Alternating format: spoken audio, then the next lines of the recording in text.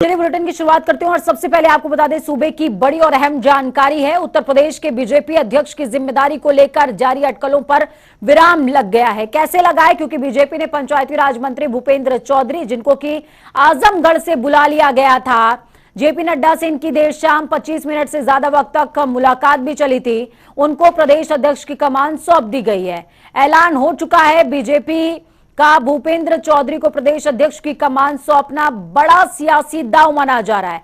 दरअसल आपको बता दें कि पश्चिमी यूपी से ताल्लुक रखने वाले भूपेंद्र चौधरी की पहचान जाट नेता के तौर पर होती है। इस नाते उनकी पश्चिमी यूपी और जाट वोटरों में मजबूत पकड़ मानी जाती है। तो वहीं यह भी बताया जाता है कि किसान आंदोलन के बाद भी पश्चिमी यूपी में बीजेपी को अनुमान से ज्यादा सीटें हासिल हुई हैं। कहीं ना कहीं भूपेंद्र चौधरी का ही यह असर माना जा रहा है, जिसका उन्हें इनाम मिला है। इसके साथ ही पश्चिमी यूपी में राष्ट्रीय लोकदल और सपा का गठबंधन का असर भी कम देखने को मिला। तो वहीं यूपी की सत्ता में वापसी के बाद भूपेंद्र चौधरी को योगी मंत्रिमंडल में शामिल किया गया। वो दूसरी बार योगी सरकार में मंत्री बने हैं। कौन है भूपेंद्र चौधरी, समझिए और जानिए। 1991 में बीजेपी में शामिल हुए हैं। 2006 में क्षेत्रीय मंत्री की जिम्मेदारी भूपेंद्र चौधरी को सौंपी गई। अभी योगी सरकार में पंचायती राज मंत्री हैं भूपेंद्र चौधरी। पश्चिमी यूपी में जाटों का प्रमुख चेहरा है। तो वहीं उत्तर प्रदेश विधान परिषद के सदस्य भी बताए जाते हैं भूपेंद्र चौधरी। तो वहीं दूसरी तरफ मंत्री चौधरी भूपेंद्र चौधरी को यूपी बीजेपी की कमान मिल गई है। इसके साथ ही उनको बधाई देने वालों का तांता भी लगा हुआ है। घर पर बधाइयों का सिलसिला जारी है। उनके मुरादाबाद स्थित घर पर बधाई देने वालों का तांता लगा हुआ है। उनके परिवार वालों को बधाई देने और मिठाई खिलाने के लिए लोग पहुंच रहे हैं। तस्वीर आपको दिखा रहे हैं, ये भूपेंद्र चौधरी के आवास की तस्वीरें हैं। मुरादाबाद स्थित उनका आवास, जहां पर उनकी पत्नी, उनके बेटे काफी ज्यादा खुश। बीजेपी प्रदेश अध्यक्ष बनाया गया है उनको। पापा ने जो मेहनत की, पार्टी के जो शीर्ष नेतृत्व ने, पार्टी के शीर्ष नेतृत्व में जो डिसाइड किया, माननीय जेपी नड्डा जी ने, प्रदेश अध्यक्ष जी ने, हमारे योगी जी ने, माननीय मोदी जी ने, अमित शाह जी ने, सबके आशीर्वाद से पापा की मेहनत सफल हुई। उन्हें इतने बड़े पद की जिम्मेदारी मिली। खून आ रहे हैं, लोग सब कॉन्ग्रेचुलेट कर रहे हैं, सब लोग खुश हैं घर परिवार में। पापा ने जो मेहनत की, पार्टी के जो शीर्ष नेतृत्व ने, पार्टी के शीर्ष नेतृत्व में जो डिसाइड किया, माननीय जेपी नड्डा जी ने, प्रदेश अध्यक्ष जी ने, हमारे योगी जी ने। तो भूपेंद्र चौधरी के बेटे को सुन रहे थे आप। वो साफ तौर पर कह रहे हैं कि वो काफी खुश हैं, लोगों की बधाइयां उनको आ रही हैं और परिवार वालों में भी खुशी की लहर है। रिश्तेदार भी काफी खुश नजर आ रहे हैं। चलिए, ज्यादा जानकारी के लिए हमारे साथ में के उपाध्याय जी जुड़ चुके हैं, संपादक हैं आप उत्तर प्रदेश उत्तराखंड के। सर, भूपेंद्र चौधरी को बड़ी जिम्मेदारी सौंप दी गई है। आगामी 2024 के मद्देनजर भारतीय जनता पार्टी का ये अपने आप में बड़ा दाव है। बिल्कुल पूजा, 2024 के मद्देनजर ही इनको सौंपी गई है। देखिए, इसके हमें थोड़ा सा पृष्ठभूमि में जाना पड़ेगा। 2000 ये जो विधानसभा चुनाव अभी हुए हैं, तो इन विधानसभा चुनाव में यूपी को जो सबसे बड़ी चुनौती मिल रही थी वो जाटलैंड से मिल रही थी। और जाटलैंड यूपी का पश्चिमी उत्तर प्रदेश कहलाता है। तो वहां से बीजेपी को 46 सीटें जरूर मिली है, लेकिन जाटों के वोट नहीं मिले, जो कि 2014 से भारतीय जनता पार्टी की को मिल रहे थे। तो ये भारतीय जनता पार्टी के लिए चिंता करने वाला भी था, अलार्म भी था। तो अभी ये कॉम्बिनेशन है वो इस तरह से हो गया कि ओबीसी चेहरे के रूप में उप मुख्यमंत्री है केशव मौर्य, और ब्राह्मण जो 14% है यूपी में, ब्राह्मण हिंदुत्व के चेहरे के रूप में योगी आदित्यनाथ है, प्लस ठाकुरों का वोट भी उनके पीछे लामबंद हो जाता है। ऐसे में पश्चिमी उत्तर प्रदेश पूरी तरह, अब जो 20 से 25 सीटें लोकसभा की पश्चिमी उत्तर प्रदेश से आती है जी। जैन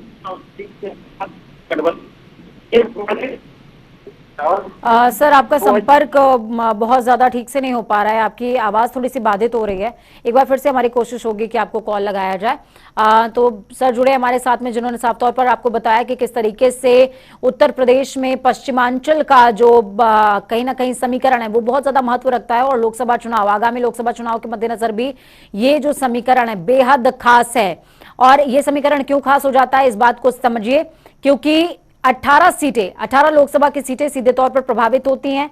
जाट नेता के तौर पर भूपेंद्र चौधरी की पहचान है और जाटों का वोट, जैसा कि के उपाध्याय जी जुड़े हुए थे हमारे साथ में, उन्होंने साफ तौर पर बताया कि जाटों का वोट 2014 से बीजेपी के हिस्से में नहीं आया। हालांकि पश्चिमांचल में इस बार वोट प्रतिशत जरूर बढ़ा बीजेपी का, लेकिन अभी भी उनके लिए सबसे बड़ी टेंशन यही है कि जाटों का वोट उनको नहीं मिल पा रहा है, जो कि हमेशा से ही बीजेपी के खाते में उत्तर प्रदेश के अंदर देखने को मिला है। लेकिन इस बार वैसा नहीं चमत्कार हो पाया।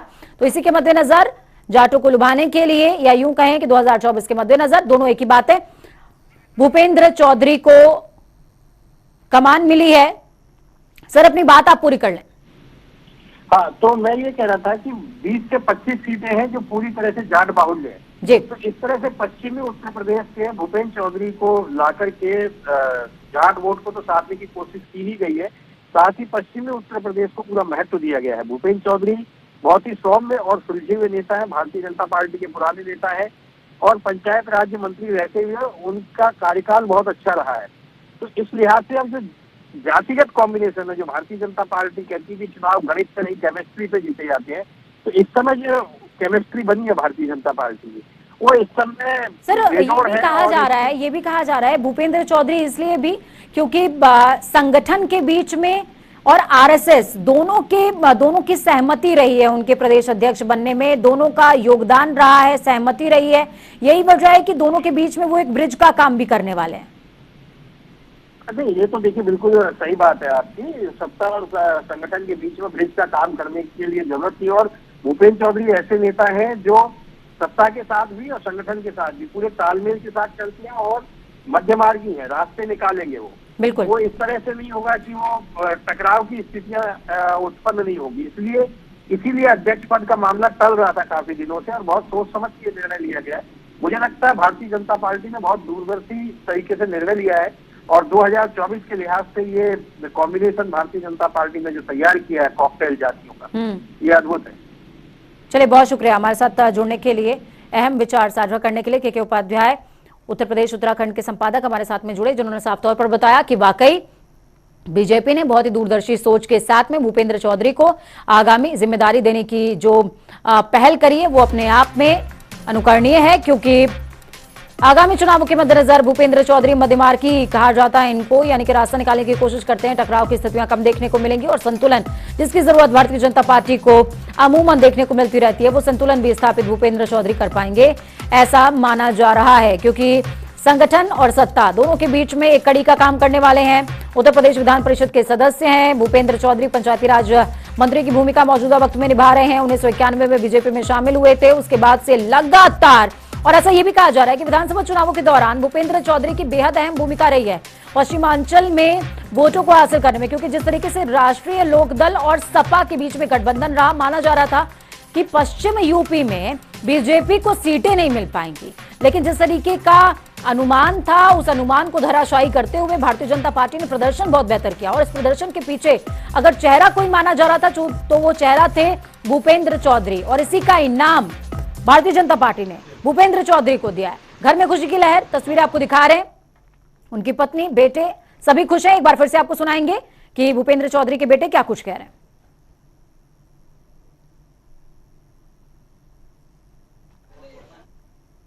पापा ने जो मेहनत की, पार्टी के जो शीर्ष नेतृत्व ने, पार्टी के शीर्ष नेतृत्व में जो डिसाइड किया, माननीय JP नड्डा जी ने, प्रदेश अध्यक्ष जी ने, हमारे योगी जी ने, माननीय मोदी जी ने, अमित शाह जी ने, सबके आशीर्वाद से पापा की मेहनत सफल हुई। उन्हें इतने बड़े पद की जिम्मेदारी मिली। फोन आ रहे हैं, लोग सब कांग्रेचुलेट कर रहे हैं, सब लोग खुश हैं घर परिवार में। मुरादाबाद स्थित भूपेंद्र चौधरी के आवास पर खुशी की लहर, बधाई देने वालों का तांता लगा हुआ है। और इसी तरीके से सूबे बीजेपी कार्यालय में हमारे संवाददाता इस समय मौजूद हैं, उनका भी रुख अब से कुछ ही देर के बाद हम करने वाले हैं, जिसमें आपको बताएंगे कि बीजेपी खेमे में भी खुशी की लहर है, क्योंकि जिस तरीके से के उपाध्याय जी ने बताया आपको कि मध्यमार्गी हैं भूपेंद्र चौधरी। मध्यमार्गी यानी कि सबके दिलों में शासन करते हैं, सबके जहन में अगर उनके लिए बहुत ज्यादा खुशी नहीं है तो बहुत ज्यादा दुख भी नहीं होगा, क्योंकि वो सबको लेकर के चलने वाले व्यक्ति हैं, सबको साथ लेकर के चलने वाले व्यक्ति हैं। और फिर चाहे वो अपना हो या पराया, सबसे ज्यादा वो मृदुभाषी रहे हैं। संतुलन बनाने की उनकी जो कोशिश हमेशा रहती है संगठन और सत्ता के बीच में, वो यहाँ पर देखने को मिलेगी, काम आएगी। और धरातल पर जिस तरीके का समीकरण भारतीय जनता पार्टी ने तैयार किया है, फिर चाहे वो क्षत्रिय हो, ठाकुर हो, या फिर ब्राह्मण हो, ओबीसी हो, या फिर जाट नेता हो, सभी के बीच में संतुलन बनाने का काम भूपेंद्र चौधरी करने वाले हैं और लोकसभा चुनाव में उनकी बेहद अहम और बड़ी भूमिका देखने को मिलेगी।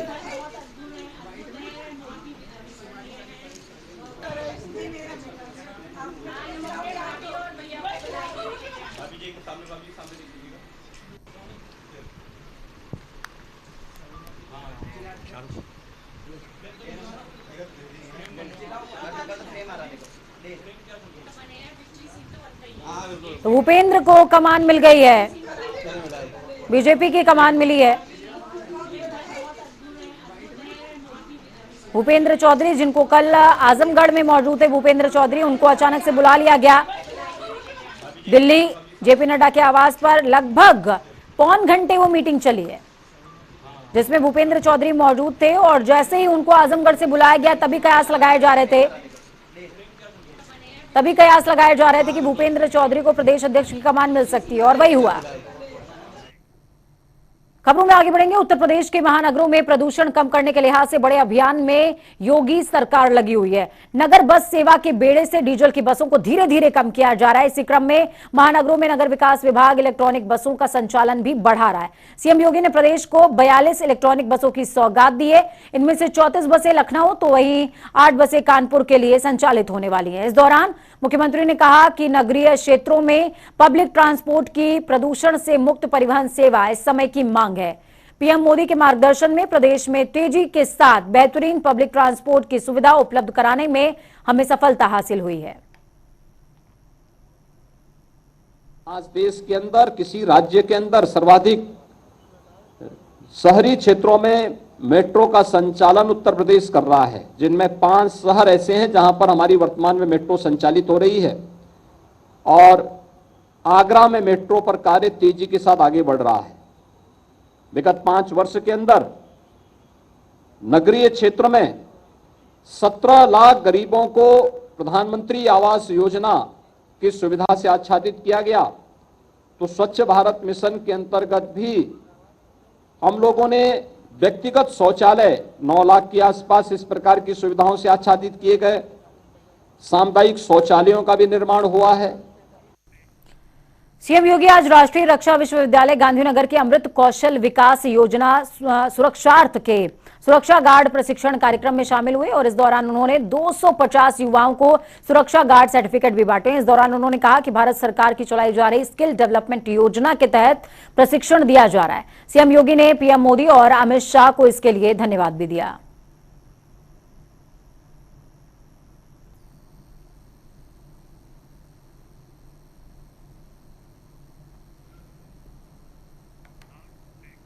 वहीं कांग्रेस नेता प्रियंका गांधी ने गुजरात दंगों की पीड़िता बिल्किस बानो के लिए न्याय की मांग की है। हालांकि देर से जागी हैं लेकिन मांग की है। उन्होंने बीजेपी सरकार पर निशाना साधते हुए ट्वीट किया, बलात्कार की सजा पा चुके 11 लोगों की रिहाई, कैमरे पर उनके स्वागत समर्थन में बयानबाजी पर चुप्पी साधकर सरकार ने अपनी लकीर खींच दी है।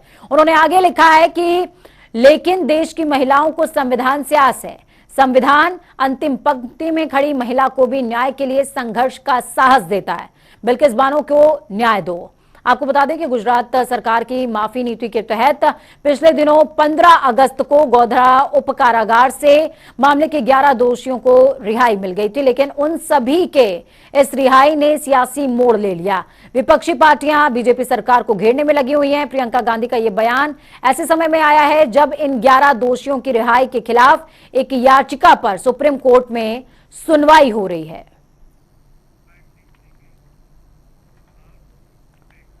तो वहीं दूसरी तरफ कॉमेडियन राजू श्रीवास्तव के चाहने वालों के लिए राहत भरी खबर है। हास्य अभिनेता की तबीयत में सुधार की खबर है। जानकारी के मुताबिक राजू को जिंदगी और मौत की लंबी लड़ाई के बाद अब 15 दिनों बाद होश आ गया है। आपको बता दें कि कॉमेडियन राजू दिल्ली एम्स में भर्ती हैं। राजू को कार्डियक अटैक आने के बाद अस्पताल में भर्ती कराया गया था। बताया ये भी जा रहा है कि बीते दिनों राजू की तबीयत बेहद नाजुक हो गई थी, वो होश में नहीं थे, लेकिन उनके फैंस की दुआओं का असर होता नजर आ रहा है और राजू अब होश में है।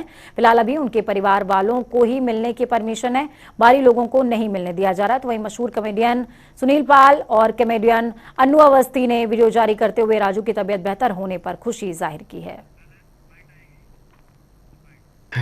गुड न्यूज दोस्तों, गुड न्यूज, राजू भाई को होश आ गया है। Good news, thank God. मैं कहता था ना चमत्कार होगा। परमात्मा जो है हंसाने वाले को नाराज नहीं कर सकता, उनके परिवार को नाराज नहीं कर सकता। सारे परिवार को, सारे दोस्त यारों को, पूरे संसार को, जिसने दुआ की सबको प्यार। Thank you God, thank God. Raju भाई आप जियो हजारों साल, यही तहदे से दुआ दे रहा है आपका फैन सुनील पाल। नमस्कार गुरु, राजू भैया को होश आ गया। हाँ, 25 अगस्त अभी तुरंत की बात बता रहे हैं। उनके साले आशीष भैया से बात भाई, और सबसे बात भाई अपने राजू भैया को होश आ गया। आप लोगों की दुआएं काम कर गई भैया, दुआएं काम कर गई। अब बहुत जल्दी राजू भैया भी आ जाएंगे और राजू भैया के लिए आज एक भजन भी आ रहा है, सुनो। अब राजू भैया आ गए। तो चलिए खबरों में आगे बढ़ते हैं, बात उत्तराखंड की भी कर लेते हैं। CM Pushkar Singh Dhami UK SSC भर्ती घोटाले में एक्शन मोड में नजर आ रहे हैं, जिसके चलते सीएम धामी ने समीक्षा बैठक का आयोजन भी किया था। बैठक में सीएम धामी ने दोषियों के खिलाफ सख्त रुख दिखाते हुए कार्रवाई के आदेश भी दिए हैं और साथ ही कहा कि परीक्षाओं में गड़बड़ी के जो साक्ष्य मिले हैं उन्हें निरस्त करते हुए नए सिरे से चयन प्रक्रिया हम शुरू करेंगे। राजधानी देहरादून में राज्य स्तरीय बैंकर्स समिति की बैठक हुई, जिसमें मुख्यमंत्री पुष्कर सिंह धामी के साथ शहरी विकास मंत्री प्रेमचंद अग्रवाल और भारी तादाद में बैंकों के प्रतिनिधि भी मौजूद रहे। इस मौके पर प्रदेश में लोन स्थिति, साथ में केंद्र और राज्य सरकार की योजनाओं के बारे में भी चर्चा की गई है। खासतौर से प्रधानमंत्री रोजगार सृजन योजना, मुख्यमंत्री स्वरोजगार योजना और वीर चंद्र सिंह गढ़वाली पर्यटन स्वरोजगार योजना के साथ ही कई योजनाओं के बारे में चर्चा हुई है। कांग्रेस डेलीगेशन ने राज्यपाल गुरमीत सिंह से मुलाकात करते हुए ज्ञापन सौंपा है। पीएसी चीफ करण माहरा के नेतृत्व में आए प्रतिनिधिमंडल में कई वरिष्ठ नेता भी मौजूद रहे, जहां पर कांग्रेस ने राज्यपाल से तमाम भर्ती प्रक्रियाओं की सीबीआई से जांच कराने की मांग की। कांग्रेस अध्यक्ष करण माहरा का कहना है कि वीपीडीओ परीक्षा में एक के बाद एक लोग गिरफ्त में आ रहे हैं, लेकिन असली लोग अभी भी बचे हुए हैं। वहीं इस परीक्षा के साथ ही पिछली कई परीक्षाओं की जांच भी सीबीआई करे, जिससे असली चेहरे भी बेनकाब हो सकें। से चर्चा की और जो कोऑपरेटिव में भर्ती घोटाला है उसको आदरणीय गणेश गोदियाल जी ने चर्चा विस्तार से उसमें बातचीत की है और जो शिक्षक भर्ती घोटाला हुआ है, लेक्चरर भर्ती घोटाला हुआ है, उस पर भी चर्चा हुई और उसमें क्या चीज़ें करनी चाहिए, क्या इम्पोर्टेंट है। एक तो जो अपराधी हैं उनको पकड़ा जाना और जो छवि खराब हुई है प्रदेश की और हमारे इंस्टीट्यूट की, उसके बारे में विस्तृत चर्चा हुई। साथ में बच्चों के जो भविष्य के संग खिलवाड़ हुआ है, लोगों ने मेहनत की है और कई साल से वो प्रैक्टिस कर रहे थे, कोचिंग कर रहे थे, उसके बावजूद सिलेक्शन के बाद उनके संग जो अन्याय हुआ है उन विषयों पर भी विस्तार से चर्चा हुई। और देहरादून में 37वां नेत्रदान पखवाड़ा कार्यक्रम का आयोजन किया गया। कार्यक्रम में स्वास्थ्य मंत्री धन सिंह रावत, स्वास्थ्य चिकित्सा प्रभारी सचिव doctor R Rajesh Kumar, mayor Sunil Uniyal Gama सहित तमाम लोग मौजूद रहे। 37वें नेत्रदान पखवाड़े का आयोजन 25 अगस्त से 8 सितंबर तक भारत सरकार की ओर से चलाया गया है।